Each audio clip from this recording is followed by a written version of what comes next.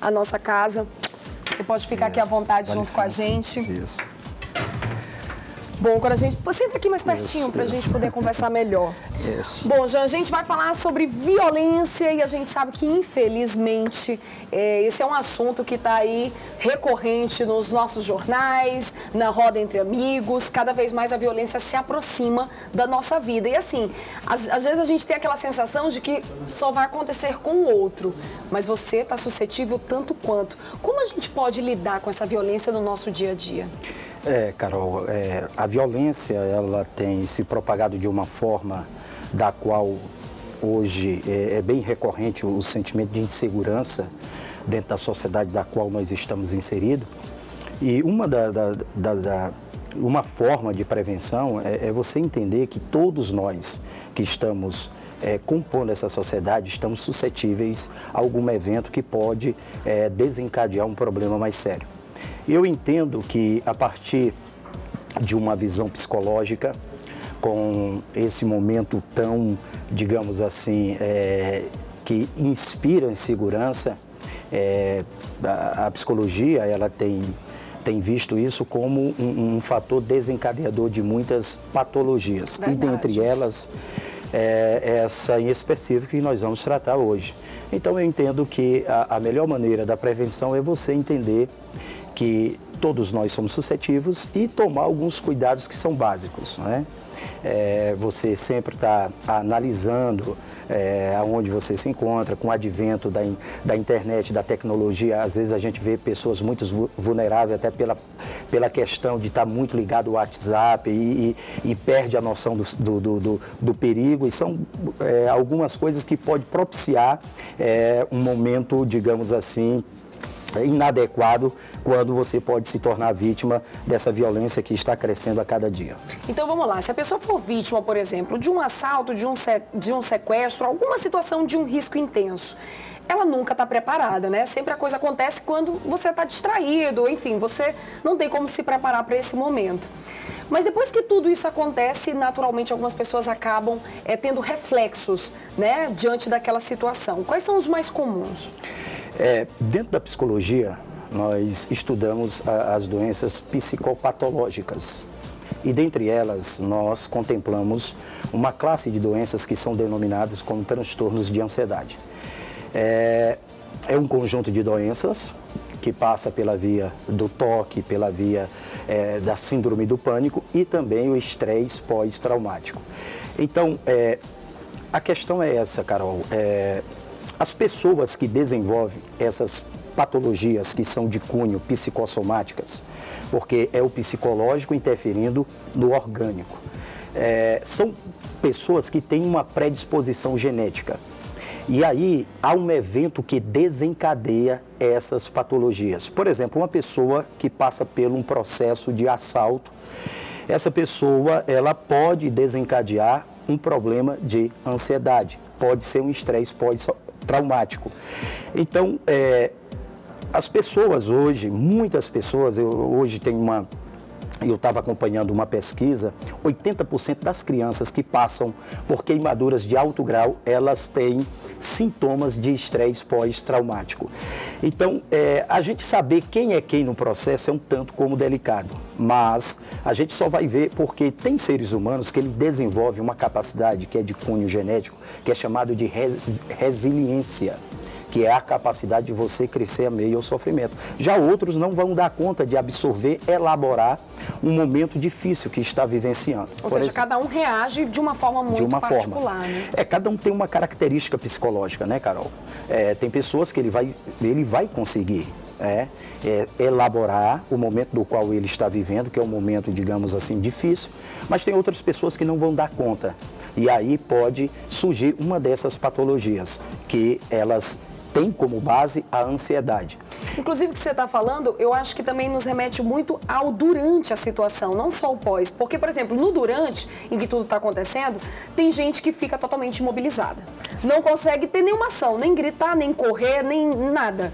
Já tem gente que vai para cima, ou seja, você não tem como prever realmente como você vai reagir diante daquela situação. Então, o durante e o pós, ele é totalmente inesperado, né? É algo que a gente não pode diagnosticar, porque a gente sabe que o ser humano, às vezes, ele é imprevisível. Por mais que seja uma pessoa pacata, uma pessoa comedida, mas diante de uma tensão, de um assalto, de um estupro, essa pessoa pode reagir atipicamente do seu cotidiano. Então, eu não posso aqui traçar um perfil, ainda levando em conta as características psicológicas de um indivíduo, porque a gente sabe que a questão da subjetividade é algo muito complexo. Agora, uma vez a pessoa tendo um diagnóstico de uma dessas patologias que tem como base a ansiedade, eu te digo que é algo muito complexo do tratamento. Pesquisas apontam que a melhor maneira para que você lide com essa situação problemática é a psicoterapia, um acompanhamento psicológico e o psicólogo ele vai auxiliar esse cliente que está passando por esse dado momento de complexidade, né? A partir da técnica da psicologia, ele vai ajudar, ou seja, vai ser um facilitador para que essa pessoa elabore o momento, para que essa pessoa também faça uma autoanálise do seu histórico de vida. Porque assim, Carol, muitas pessoas têm um histórico de vida salutar, mas diante de um acontecimento inesperado, essas pessoas podem, digamos assim, perder a estabilidade. E isso está muito atrelado a uma predisposição genética. Não só a predisposição genética em si, mas a forma como essa pessoa vivia. O grau de intensidade. O grau de intensidade. E eu te digo, como psicólogo, Carol, hoje eu tenho uma preocupação muito grande com a sociedade pós-moderna. Porque os problemas de ordem emocional, eles tendem a ser muito mais destrutivos do que os problemas de ordem fisiológica. É verdade. Então, E assim, é quem comanda, né? É quem comanda. Se a sua mente não está sã, dificilmente você vai conseguir. Quando você tem uma enfermidade em determinada área do seu corpo, você vai ali, vai procurar um especialista, você trata, você toma um remédio. Geralmente, a gente também não pode generalizar, mas geralmente você consegue um tratamento mais simples. Agora, quando a questão é da mente, aí pode roubar aí pega, a sua porque, paz, né? por exemplo, deixa eu fazer aqui um breve relato de como se dá um episódio de transtorno de estresse pós-traumático. A pessoa passa a viver uma tensão, basicamente o sintoma característico dessa patologia, a pessoa passa a vivenciar uma tensão como se o evento traumático fosse acontecer. Então, de repente, essa pessoa está num local que remete ao acontecimento, essa pessoa entra em crise. Isso é muito comum, né? Crise de ansiedade, a pessoa sudorese, a pessoa fica incontrolável. Então, é algo assim que causa espanto. Você vai ver uma pessoa que, de repente, você conheceu ela equilibrada, uma pessoa que demonstrava uma prudência e tal, e você, de repente, você pode vivenciar um momento que você vai ver essa pessoa totalmente desequilibrada. Então é algo muito difícil. Jean, uma pessoa numa situação dessa, já que você deu esse exemplo, e foi de uma forma bem interessante, porque, por exemplo, se a pessoa foi assaltada, digamos que ela foi assaltada numa parada de ônibus, né, que inclusive é um cenário comum para esse tipo de situação. Sempre que a pessoa se aproximar, seja daquela parada ou de uma outra, ela pode começar a desenvolver todos esses sintomas. O que seria mais interessante? Essa pessoa, óbvio, buscar, né, uma ajuda de um terapeuta. Sim. E seria interessante até mesmo ela tentar enfrentar tudo aquilo de, se eu tô com tanto medo dessa parada, eu vou ter que ir lá, eu vou ficar um tempo lá. Seria interessante você fazer esse afrontamento ao seu medo? Aí nós vamos voltar para o início da nossa entrevista, quando eu falei de características psicológicas. Vai ter pessoas que vai ter a capacidade psicológica de enfrentar o trauma, e tem outras que não. Então, para algumas pessoas, isso vai ser bom, salutar. Para outros, vai ser algo aversivo, porque ele vai reviver o evento. Então, em vez dele sair, ele pode mergulhar mais na patologia. Então, aí é muito importante o acompanhamento psicoterápico, porque o profissional da psicologia ele vai traçar metas, estratégias, conforme a característica psicológica de cada indivíduo. Eu não posso usar um paradigma que venha a contemplar todos, porque a gente sabe, é uma lógica bem interessante e bem conhecida, que toda regra tem a sua exceção. Mas, como você falou, vai ter pessoas que vai reagir bem, ele vai enfrentar e ele vai conseguir superar o evento traumático, outras não. Mas o importante é que essa pessoa tenha um acompanhamento para que esse profissional possa dar uma devolutiva de como se dará a evolução para que esse cliente supere esse momento, digamos assim, de fragilidade emocional em decorrência de um evento inesperado.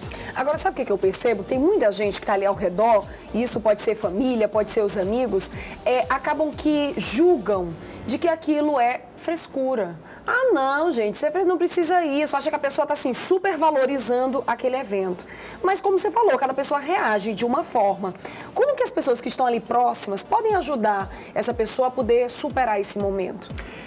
Carol, o que você fala é bem pertinente à nossa conversa aqui. Porque por muito tempo, por exemplo, a depressão ela foi constituída como uma, digamos, frescura no senso comum. Né? Corpo mole, não quer trabalhar. Até ter sido constatado que é uma patologia. E no caso da depressão, Carol, acontece um problema neuroquímico, uma redução de um neurotransmissor que nós temos chamado serotonina. Então, isso já foi comprovado cientificamente. E também no senso comum, as pessoas tendem a banalizar um sentimento de uma pessoa, ou seja, uma fragilidade psicológica do outro. E uma das coisas que eu trabalho é que eu não posso julgar o outro a partir de mim, claro, da minha subjetividade. Né? Cada tem um uma é um. visão. Porque, de repente, aqui um exemplo bem tosco, mas interessante, de repente você não tem medo de barata. Mas eu posso ter um trauma com barata. É verdade. E se você falar, um homem desse tamanho com medo de barata, lógico, dentro de uma lógica, isso é muito estranho. Mas eu posso ter tido um trauma. Então, o que eu recomendo para os familiares de quem está passando por um processo de um adoecimento psíquico é que você não esteja julgando, porque ali é uma realidade psicológica, Carol. Mesmo a pessoa não estando diante... É mais forte do que o racional daquela pessoa. É mais forte. Carol, dentro da neurofisiologia, que a gente estuda a neuroanatomia do cérebro, né? A palavra mais certa é neuroanatomia do cérebro. O cérebro, ele é um órgão interessante, porque às vezes ele emite alarmes falsos. E diante do processo do estresse pós-traumático, isso é muito comum. Por exemplo, tu está aqui no convívio com todas as pessoas que te querem bem, mas tu tem aquele pensamento que a qualquer momento pode acontecer uma tragédia. A pessoa fica em alerta todo momento, alerta, né? A gente chama de hipervigilância. Você não consegue descansar, você não consegue relaxar. É algo para além da lógica. Você tenta racionalizar e você não consegue. Bem, você parte do pressuposto, eu estou aqui entre amigos, pessoas que me querem bem. E o porquê dessa tensão? Mas é uma questão que hoje a ciência diz que está atrelada à questão da serotonina, que é esse neurotransmissor que propicia para nós um equilíbrio tanto mental como orgânico. Então, eu não posso banalizar a dor do outro. Eu não posso, Carol, de maneira nenhuma dizer que é frescura, eu não posso dizer que que a pessoa está querendo chamar a atenção para si, porque realmente é uma realidade da qual é um tanto como muito complexo para a gente estar fazendo um pré-julgamento equivocado. Agora, sabe o que eu acho interessante? Existem situações, por exemplo, digamos que o evento de estresse aconteceu num determinado momento. Não necessariamente os reflexos serão imediatos. Tem gente que passa um certo tempo, parece que processando, e aí começa a vir à tona uma série de situações e até sintomas, como você já aqui bem narrou. Há também, esse time, ele também é muito individual, né? Cada um vai processar num tempo diferente. Conversando contigo aqui, até parece que tu és psicóloga. Já fiz o curso. Tu tá indo numa vertente que eu estou deveras impressionado. E até me facilita enquanto entrevistado. Mas é isso mesmo, Carol. Nem todos vão apresentar os sintomas tão logo. Isso pode acontecer, por exemplo, numa idade de adolescência e os sintomas serem presentificados na idade de adulto. Verdade. Isso é relativo. Não há uma determinação a partir da idade cronológica. O que eu te digo, às vezes existem traumas que nós carregamos da infância, e aqui eu quero te dizer que a principal fase do ser humano é a infância. Talvez eu tenha alguns traumas que não foram presentificados nesse dado momento, mas num momento, Carol, de dificuldade na minha vida, um momento de perda, um momento de decepção, esse trauma pode vir à tona e desencadear, seja um estresse pós-traumático, uma depressão, uma esquizofrenia. Então, é muito complicado. Agora, nós temos como fazer a prevenção de toda e qualquer doença psiquiátrica, tentar estabelecer uma vida salutar, né? Uma higiene mental, ser uma pessoa que não guarde rancor, que não alimente essa questão do ódio. Tudo isso é uma forma de precaução. Mas, na realidade, nós não temos o controle de todo o processo, porque todos nós temos as nossas limitações. Olha, inclusive, a gente resolveu fazer esse bate-papo hoje na sexta-feira por um motivo que, digamos, um pouco triste, né? Ainda mais para o nosso depoimento que a gente vai assistir hoje, agora. Inclusive, a gente não vai revelar o nome da pessoa por motivos óbvios, né? Por motivos de segurança. Mas nossa produção entrou em contato com uma pessoa que passou por uma sucessão de situações de assaltos recorrentes ao longo de um único ano, que a gente ainda está no comecinho do ano e já foram várias situações. E isso tem, em geral, uma série de consequências. Quer ver? Vamos conferir esse depoimento. Primeira vez, né, que eu fui assaltado em dezembro dentro do ônibus, eu fui e registrei boletim de ocorrência porque tinha roubado meu celular, né, ainda tinha esperança de que, se fosse encontrado, pudesse me recuperar. Da segunda vez, né, eu não registrei, que foi um outro celular, e dessa vez também, eu também, da terceira vez, aliás, que são todas as vezes, né, mas da terceira vez, como roubou minha carteira, como foi na rua de casa, roubou minha carteira e meus documentos, eu também registrei boletim para poder conseguir recuperar os documentos. Tanto que faz uma semana só que eu fui assaltado, da penúltima vez para essa vez de agora, que não deu nem tempo de eu recuperar minhas coisas. Então eu ainda estou sem identidade, sem cartão da universidade.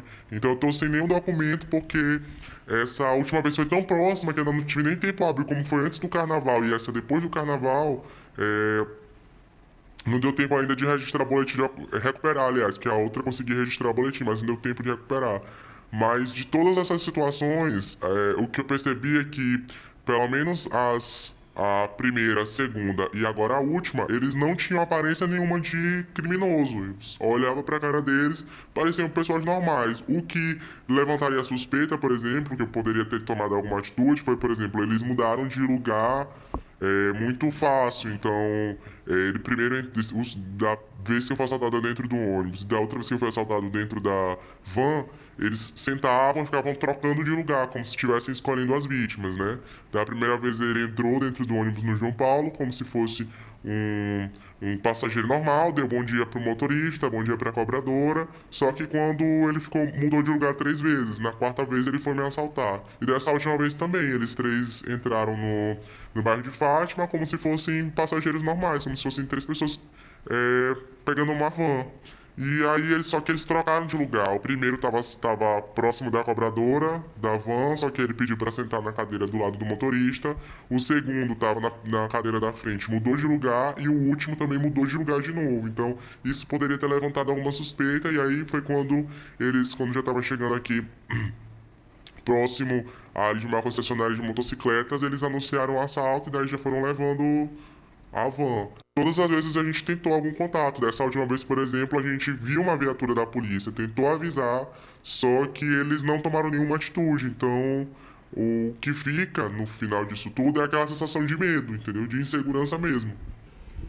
Isso já foi motivo para você pensar em desistir da faculdade, do trabalho? Sim, é o motivo de eu pensar em trocar de cidade mesmo. Por exemplo, eu não consigo mais voltar para casa tranquilo. Um dia desses, depois de ter sido assaltado pela terceira vez, eu fui fazer uma caminhada, uma corrida, que eu faço exercício físico diariamente. E aí, só que qualquer pessoa que se aproximava de mim, eu já ficava desesperado, já saía correndo mesmo, sabe? Uma moto, eu tava passando por um trecho aí de uma rua lá do bairro onde eu moro, E aí o cara tava chegando em casa, pra casa dele que ficava na avenida, e eu pensava que já era um assaltante, ia sair correndo, e na hora era só um cara chegando em casa. Então eu tô com muito medo, não é pouco medo não, é muito medo mesmo, não consigo mais desenvolver minhas atividades direito, por exemplo, eu vou trabalhar, já fico extremamente amedrontado. Nossa, gente, tá vendo só? Estamos em fevereiro, já foram 4 assaltos, né? Em tão pouco tempo, o ano mal começou e já começa com surpresas tão tristes. Inclusive, como ele narrou, Jean, a gente consegue perceber que como você tinha dito anteriormente, a pessoa já fica em alerta a todo momento, que ele basta olhar para alguém que já gera uma certa desconfiança. Será que essa pessoa vai me assaltar? Será que vai acontecer tudo de novo? É esse alerta a todo momento, né? E isso, com certeza, é um grau de estresse intenso. Você vai viver a todo momento com aquela tensão constante. É importante fazer uma diferenciação, Carol, porque dentro de quem passou, dentro de um processo de assalto, estupro, após, isso é comum você ter uma reação, digamos, de hipervigilância, do medo, porque algo que foi tão recente, é comum que você reproduza esse tipo de comportamento. Quando eu devo procurar uma ajuda especializada? Quando isso perdura, quando passa o tempo, porque dentro de uma análise psicológica do evento, numa pessoa que até então não tinha um histórico, a ideia é que com o tempo esses sintomas eles vão enfraquecendo até desaparecer. No caso de quando o problema está se estruturando para um estresse pós-traumático, esse evento ele vai permanecer e tende a aumentar. Então, isso é um dos sinais que vai apontar para que a pessoa, o familiar, procure um auxílio. Porque dentro do processo é normal que a pessoa, tão logo aconteça, ele vá emitir esses comportamentos, de esquiva, de essa questão do medo, de evitar frequentar alguns lugares, porque está muito recente. Agora, quando já caminha para a estruturação da patologia propriamente dita, isso já vai aumentar a frequência e a duração, ela também vai ser longa. Muito bom. Gente, eu conversei aqui com o Jean Neres, quero agradecer a tua presença, nosso psicólogo convidado. Muito obrigada por estar aqui junto com a gente, muito esclarecedor. E a gente pode, ficar mais seguro, sentir um pouco mais amparado, digamos assim, quando você aí de casa, se de repente estiver passando por algum desses sintomas, no estresse pós-traumático, busque ajuda, porque realmente as consequências são cada vez mais devastadoras aí na sua vida. Vamos fazer o seguinte, nós vamos para o